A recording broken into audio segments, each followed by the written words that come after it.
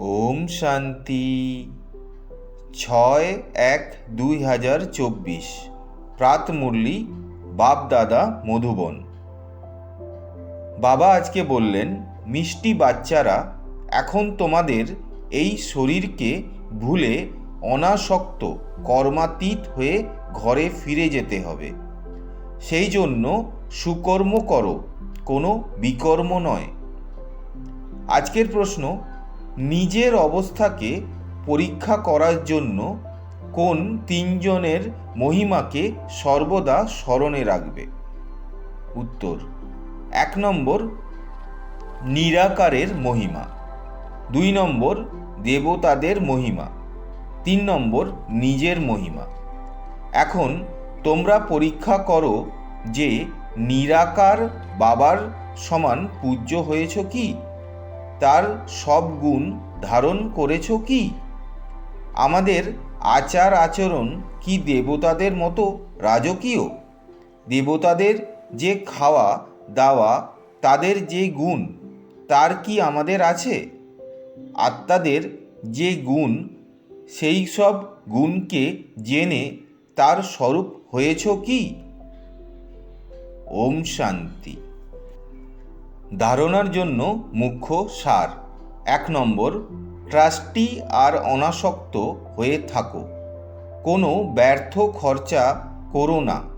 নিজেদের দেবতার মতো পবিত্র বানানোর পুরুষার্থ করতে থাকো। 2 নম্বর, একমাত্র সেই প্রিয়র থেকে প্রিয় জিনিসকে, বাবাকে স্মরণ করো। যতটা সম্ভব কলিযুগী বন্ধনকে হালকা করতে থাকো, বন্ধন বাড়িও না। তোমরা সত্যযুগী দৈবী সম্বন্ধে যাচ্ছ, এই খুশিতেই থাকো। আজকের মধুর বরদান হল, পুরনো স্বভাব সংস্কারের বোঝাকে সমাপ্ত করে ডবল লাইট হয়ে থাকা ফরিস্তা ভব। যখন বাবার হয়ে গেছো, তখন সমস্ত বোঝা বাবাকে দিয়ে দাও। পুরনো স্বভাব সংস্কারের এতটুকু বোঝাও যদি থেকে যায়, তবে ওপর থেকে নিচে নিয়ে আসবে, উঠতি কলার অনুভব করতে দেবে না। সেই জন্য বাপ-দাদা বলেন, সব কিছু দিয়ে দাও। এই রাবণের প্রপার্টি নিজের কাছে রাখলে দুঃখই পাবে। ফরিস্তা অর্থাৎ যার কাছে এতটুকুও রাবণের প্রপার্টি থাকে না। সব পুরনো খাতাকে ভস্ম করো, তবেই বলা হবে ডবল লাইট ফরিস্তা।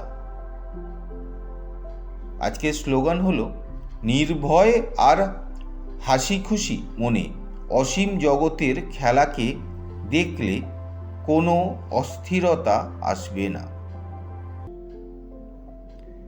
শুক্রিয়া বাবা। ওম শান্তি।